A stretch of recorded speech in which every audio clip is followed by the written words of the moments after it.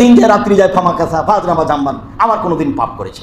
পাপ করার পরে আবার বলছে রব্বি আজনাবত ফাগফির, প্রতিপালক আমি পাপ করেছি, তোমার ক্ষমা করো। তখন আবার আল্লাহ তাআলা বলছেন আলেম আব্দি আনাল্লাহ রাব্বান, আমার দাস দাসী কি জানে যে তার একজন প্রতিপালক রয়েছেন, এক ফেরত দাম্বা, যিনি পাপকে ক্ষমা করতে পারেন, কয়েক হচ্ছে যিনি শাস্তি দিতে পারেন। আসলে ক্ষমা করতে পারেন, শাস্তি দিতে পারেন, এটা জেনেই কি আমাকে বলছে? যদি জেনেই বলে গাফারতুল্লাহু তা ক্ষমা করে দিলাম।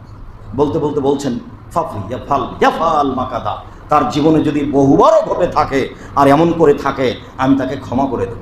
এর অর্থ এই নয় যে বহুবার করতে বললেন, এর অর্থ এই যে পাপ করে যেন মানুষ নিরাশা না হয়।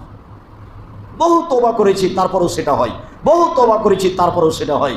একটা হলো নিশা যখন হয়ে যাবে, খুব তওবা করলেন, আব্দুল রাজ্জাক সাহেব বললেন 3 শ্রেণীর মানুষ জান্নাতে যাবে না, তার 1 শ্রেণীর মানুষ এসে বিড়ি তামাক জর্দা সিগারেট গুলছে খায়।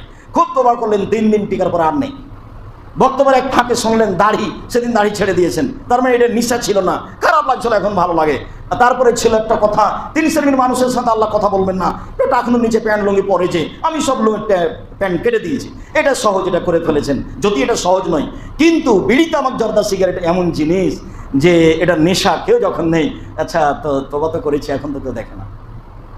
আর একটা হলো অশ্লীল কাজ, সেটা হস্তমথন হোক, সেটা ল্যাংটা মেয়ে দেখা হোক, সেটা যেটাই হোক না কেন, অশ্লীল কাজ এত খারাপ, এত খারাপ, এত খারাপ, হাদিস জাল। কিন্তু আল্লাহ নবী বলছেন, কেউ যদি বলে পাহাড় সরে গেছে এক জায়গা থেকে আর এক জায়গা, বিশ্বাস করে নিও। কেউ যদি বলে তার অভ্যাস পরিবর্তন হয়ে গেছে, বিশ্বাস করিও না। হাদিসটা জাল, মানে রাসূলের কথা এটা নয়। মানুষ পরিবর্তন হতে পারবে, এ কথাই ঠিক।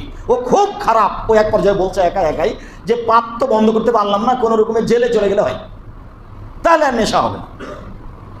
আর একবার বলছে যে পাপ তো এটা ঠেকানো যাবে না, সবসময় ফাঁকা জায়গায় থাকবো, কেউ যেন না দেখে। ও মনে মনে বলছে, তার মানে খুব চেষ্টা করে কিন্তু নিজেকে টিকিয়ে রাখতে পারে না। অভ্যাস খুব খারাপ জিনিস, যার কারণে মানুষে বলে অভ্যাসের দাস। এরপরেও যেটা বলছি যে এই বলে আপনি নিরাশা হবেন না, নিরাশা হয় কাফের। নিরাশা কে হয়? কাফের। যারা সালাত আদায় করে ও কাফের নয়, আপনি কাফের নন। পৃথিবীর কোন যুবক, পৃথিবীর কোন যুবতী যারা আল্লাহকে বিশ্বাস করে, যারা নবীকে বিশ্বাস করে, সে যেন তার পাপের কারণে নিজেকে কাফের মনে না করে।